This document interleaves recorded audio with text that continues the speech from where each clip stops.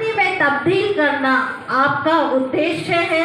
और इसीलिए आपसे जब पूछा गया, जब महाविद्यालय में आप थी, अध्ययन कर रही थी, तब आपसे कहा गया कि आपकी मंजिल क्या है, तब मैडम ने कहा न पूछो मेरी मंजिल क्या है, अभी तो सफर का इरादा किया है, न धरूंगी हौसला उम्र भर, यह किसी से नहीं अपने आप से वादा किया है। तो आमंत्रित है मंच पर मैडम।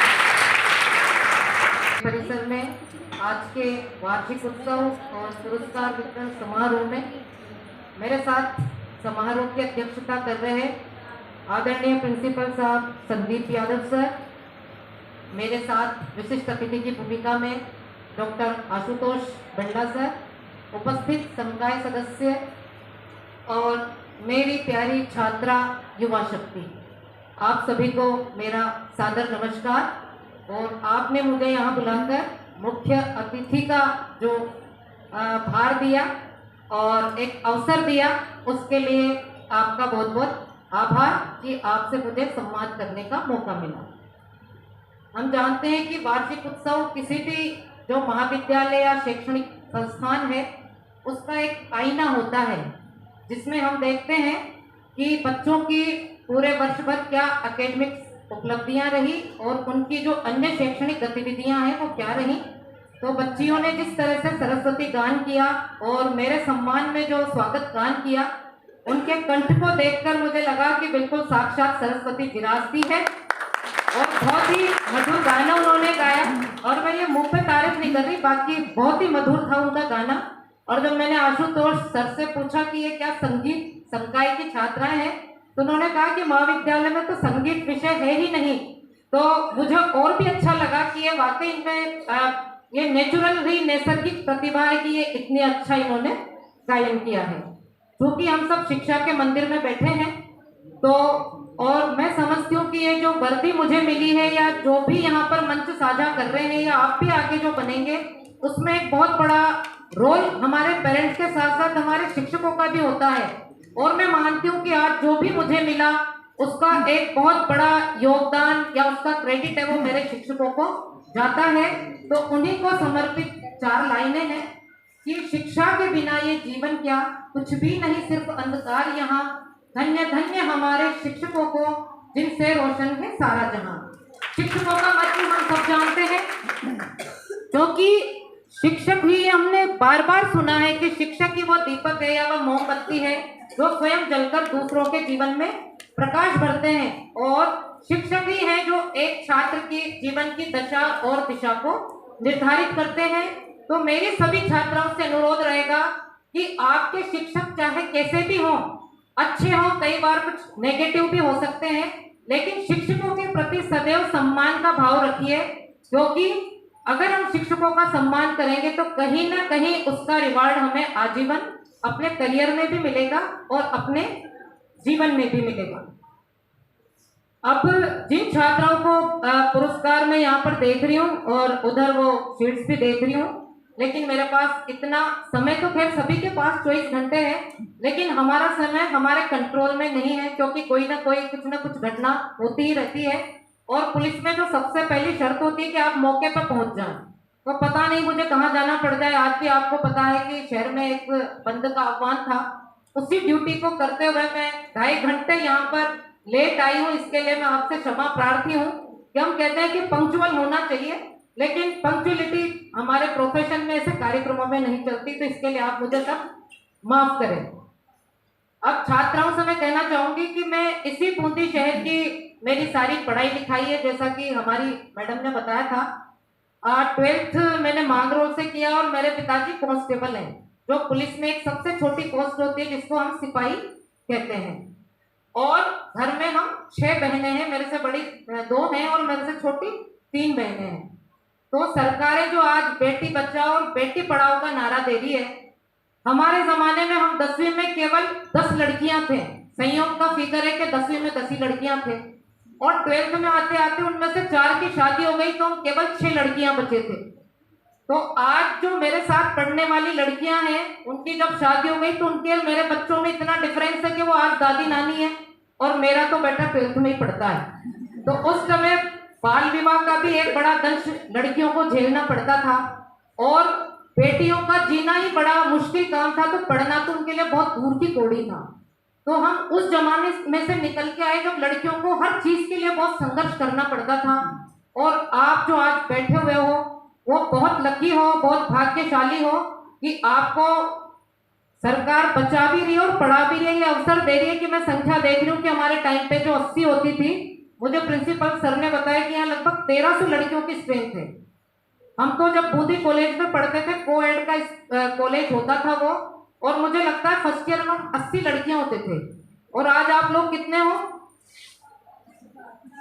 और माहौल ऐसा होता था कि आगे की जो 3 लाइनें होती थी वो लड़कियों के लिए रिजर्व होती थी और हमारे पीछे लड़के बैठा करते थे। ऐसा लगता था कोई छूत की बीमारी हो, लड़कों से बात करना, लड़कों के पास में बैठ जाना, या कोई लड़का हमारी सीट पे आके बैठ गया कभी गलती से तो उसको टीचर्स भी भगा दिया करते थे कि ये केवल लड़कियों के लिए रिजर्व है। आजकल ऐसा माहौल नहीं है और पेरेंट्स भी उदार हो गए, हर चीज में सुधार आया है। तो मेरा आप लोगों से कहना है कि इसका भरपूर फायदा उठाओ, क्योंकि अब महिलाओं के आगे पहले जो बेटियों को बोझ समझा जाता था वो अब बेटियां बोझ न होकर एक असेट बन गई हैं, समाज के लिए भी और परिवार के लिए भी। पुरुष तो केवल एक ही परिवार का उद्धार करता है, लेकिन जो बेटी होती है वो 2-2 परिवारों का उद्धार करती है। और समाज हमारा जब भी आगे बैलेंस वे में जब भी चलेगा जब दोनों पहिए बराबर हों। अगर डिफरेंस बहुत ज्यादा है कि पुरुष वर्ग बहुत ज्यादा पढ़ा लिखा है, आत्मनिर्भर है, और महिला बिल्कुल अशिक्षित है और एक-एक पैसे के लिए मोहताज है, तो समाज का विकास तो होगा लेकिन धीरे धीरे गति से होगा। जैसा कि आज तक अभी तक हम विकासशील या पिछड़े देशों की कैटेगरी में आते थे, लेकिन आज आप बेंगलोर, पुणे, कोटा को भी देखेंगे तो नीट का आंकड़ा उठा के देखेंगे तो डॉक्टर्स के लिए जितने लड़के फॉर्म भरते हैं उससे ज्यादा लड़के आज नीट की एस्पिरेंट है। पहले इंजीनियरिंग में हम सुनते हैं कि केवल मैडम सुधा मूर्ति सन 70 के दशक में देश की पहली इंजीनियर बनी थी, लेकिन आज आप प्राइवेट या सरकारी किसी भी कॉलेज का आंकड़ा उठा के देखेंगे तो इंजीनियरिंग में जरूर अभी महिलाएं थोड़ी संख्या में कम है, लेकिन वहां भी कंपटीशन बराबर का सा चल रहा है। वो उन्होंने प्रतिस्पर्धा का माहौल तो पैदा कर ही रखा है। तो आपके पास बहुत असीमित अवसर हैं और इनका भरपूर लाभ उठाइए, क्योंकि महिलाओं का सशक्तिकरण 2 ही चीजों से हो सकता है। पहला है शिक्षा और दूसरा है आर्थिक आत्मनिर्भरता।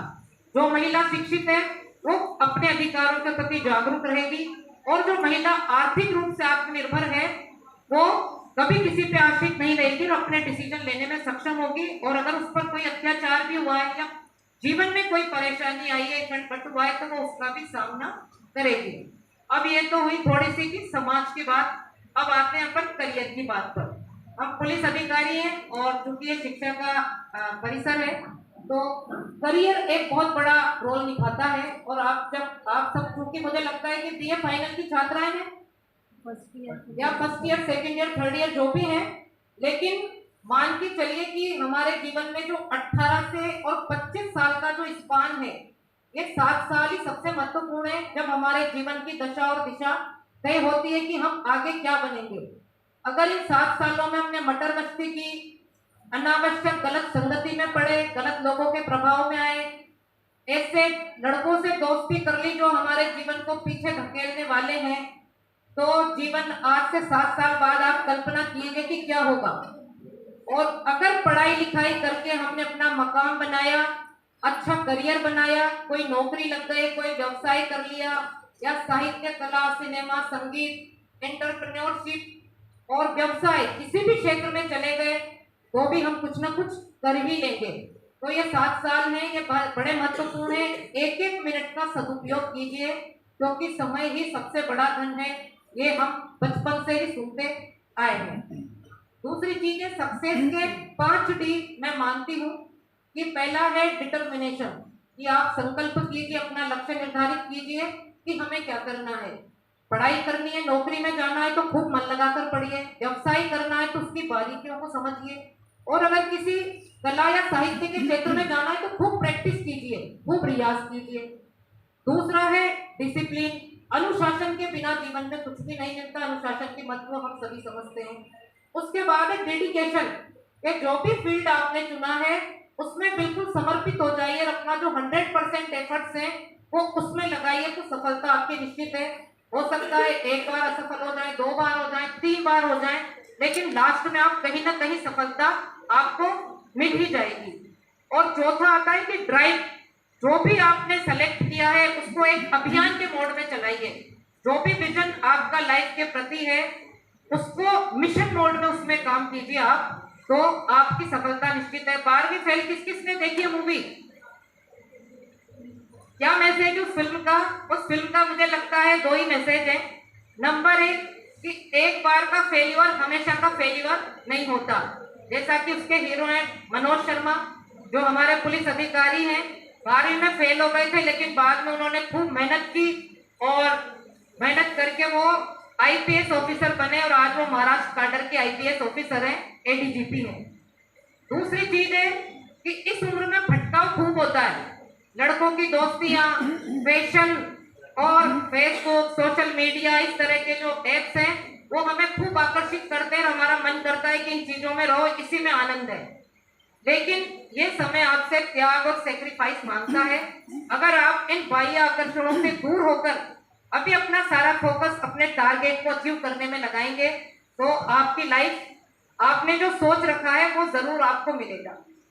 अब एक इशू जो मैं पुलिस में मैं अभी कोटा से आई हूँ, वहां पे मैं क्राइम अगेंस्ट विमेन सेल की इंचार्ज थी और मैं देखती थी तो हमारे पास आप जैसी लड़कियों के 8वीं क्लास की लड़कियों से लेकर कॉलेज गोइंग लड़कियों तक या जो वर्किंग प्रोफेशनल है उन लड़कियों के दुष्कर्म के करीब 300 से 400 केस दर्ज कोटा शहर में दर्ज होते हैं और 600 से 700 लड़कियां जो टीनेजर से लेके बड़ी बड़ी है वो घरों से भाग जाती है अपने माता पिता से विद्रोह करके। माँ बाप को तो बाद में पता चलता है कि लड़की किसी के साथ भाग गई है और ये इस समाज की बड़ी ज्वलंत समस्या है। तो इस पर मैं बात करना चाहती हूँ। उद्देश्य आपको डराना या कोई नेगेटिव मैसेज देना नहीं है, अभी तो एक अवेयरनेस के हिसाब से मैं बात आपसे ये शेयर कर रही हूँ कि लड़की है 12th में और जो आजकल बाबू मेरा बेबी मेरी सोना, सुन रखे हैं ये शब्द? सब सोशल मीडिया में खूब चलते हैं, मेरा बेबी मेरा बाबू मेरा सोना। उसके चक्कर में लड़कियां घर छोड़ छोड़ के भाग रही हैं। अब आप कल्पना कीजिए कि आप 12th में पढ़ते हैं या first year, second year, third year में पढ़ते हैं, आप सिर्फ एक स्कूल या कोई कॉलेज गोइंग गर्ल हैं और पैसे की कमाई आपकी 1 रुपया नहीं है। आपने प्रेम संबंध ऐसे व्यक्ति से बना लिया जो भी कॉलेज में पढ़ता है या आपका सहपाठी है या आपके पड़ोस में रहता है। 2 ही तरह से संबंध बनते हैं, या तो वो आपका पड़ोसी है जो आपकी एक्टिविटीज को लगातार देख रहा है, वो जैसे मछली के ये दाना फेंकते हैं और फिर मछली जाल में फंस जाती है, उसी तरह लड़के जो भी करना है उनको बार बार चक्कर लगाएंगे। चाहे आपकी सामान्य शक्ल सूरत है तो भी वो चांद दिखाएंगे कि आप चांद जैसी नजर आती है। तो इस तरह के झांसों से बचने की जरूरत है। मैं प्रैक्टिकल बातें कर रही हूँ आपसे क्योंकि आप मेरी बहन और बेटियों जैसी हो। तो अगर किसी के मन में इस तरह की कोई प्लानिंग भी हो तो एक बार जरूर सोचें, क्योंकि कोई भी लड़की जब घर से भागती है तो वो अकेली नहीं भागती, अपने माता पिता का सम्मान, उनकी समाज में इज्जत और अपना करियर, सारी चीजें लेके भागती है। अभी भी मैंने को ज्वाइन किया, मैंने 29 तारीख को ज्वाइन किया, अभी तक बूंदी से 4 लड़कियां जा चुकी है जिनको 3-3 घंटे तक मैंने समझाया। एक लड़की ने तो पिता की पकड़ी उछाल दी कि मैं इनको जानती नहीं हूँ। एक लड़की की माँ हॉस्पिटल में भर्ती है, उसने कहा मैं अपनी माँ का मुंह देखना नहीं चाहती। तीसरी लड़की है कि मैं तो जो मेरा प्रेमी है उसी के साथ जाऊंगी, क्योंकि मैं 18 साल की हो गई ना, अपना भला बुरा खुद समझती हूँ। लड़कियां ये चीज कह रही हैं क्योंकि कानून ने उनको इस तरह से सशक्त किया है। कानून का उद्देश्य सिर्फ यही था कि 18 साल तक जो पहले बाल विवाह होते थे उनको रोका जाए, इसलिए 18 साल की उम्र बनाई थी। लेकिन लड़कियों ने इसका मिसयूज या दुरुपयोग करना शुरू कर दिया है। जो प्रावधान उनको सशक्त करने के लिए था वो उसका दुरुपयोग कर रही है। और लड़का क्या करता है भाई कि मोबाइल की दुकान पे रिपेयर करता है, मिस्त्री का काम करता है, खेती बाड़ी करता है। चलो खेती बाड़ी, मैं इन पेशों की कोई बात नहीं करती कि भाई ये गलत पेशे हैं, समाज में सारे पेशे जरूरी हैं। हम कार मेंटेन करते हैं तो हमें मिस्त्री भी चाहिए, हमें सफाई भी चाहिए, हमें अच्छे कलाकार भी चाहिए, हमें मोबाइल हैंडल कर रहे हैं तो मोबाइल रिपेयर वाला भी चाहिए। ये काम गलत नहीं है, लेकिन एक बार घर से जाने से पहले कम से कम उस लड़के की पात्रता को परखो कि आप उसके साथ जा रहे हो तो उसके साथ आप सम्मानजनक जीवन जी सकते हो, आपको वो खिला पिला सकता है, आपका अच्छे से पालन पोषण कर सकता है। लास्ट में 4 लड़कियों ने कोटा में जो लव मैरिज करती थी उन्होंने 6-6 महीने के अंदर सुसाइड कर लिए। जब उनके सुसाइड नोट हमने देखे, उनका अध्ययन किया, उनमें एक ही चीज लिखी हुई थी कि इस लड़के से प्रेम विवाह करना मेरे जिंदगी की सबसे बड़ी गलती थी। वो लड़की जो आज से 6 महीने पहले जिस लड़के के लिए अपना घर से विद्रोह कर लिया, अपने परिवार को छोड़ दिया, अपने भाई बहनों की जिसने परवाह नहीं की, 6 महीने में ऐसा क्या डेवलपमेंट हो गया कि जिसके लिए पहले मरने को तैयार थी अब उसी की वजह से मर गई। मुद्दे की बात यह है इसमें।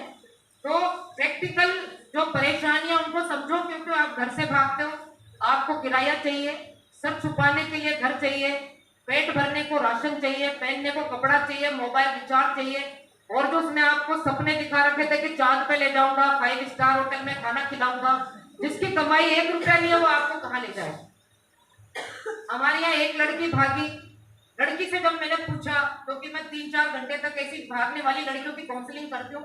हम समझते हैं कि बच्चा है, बच्चे का जो मेच्योरिटी लेवल है 18 से 20 साल के बच्चों में इतना ही मेच्योरिटी लेवल होता है, वो किसी के भी बहलाने फुसलाने में आ जाते हैं। तो एक बार अगर इनकी काउंसलिंग की जाए तो हो सकता है इनको अपनी गलती को रियलाइज हो जाए और इन्होंने जो कदम गलत दिशा में आगे बढ़ाए हैं इसको वापस पीछे हटा लें।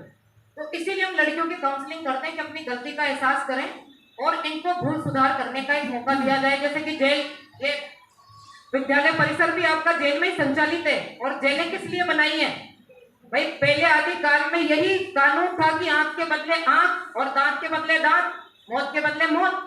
लेकिन आजादी के बाद सुधार पे ध्यान दिया कि अपराधी से घृणा नहीं करनी है, अपराध से करनी है। तो अपराधी को सुधार का मौका देने के लिए जेलों का प्रावधान किया गया। तो इसीलिए हम काउंसलिंग करते हैं ताकि बच्चियों को समझाया जाए कि आप जो गलत दिशा में भटक गए हो तो इस पर आप ध्यान रखें। तो लड़की को समझाया, मैंने लड़की से पूछा भाई तूने इस लड़के में क्या देखा? वो कहीं नरेगा में काम करता था 200 रुपए में, लड़की एमए बीएड, कि बस मुझे इससे प्यार हो गया। मैंने कयामत से कयामत फिल्म देखी है और मैं तो आमिर खान से और जूही चावला से प्रेरित हूँ।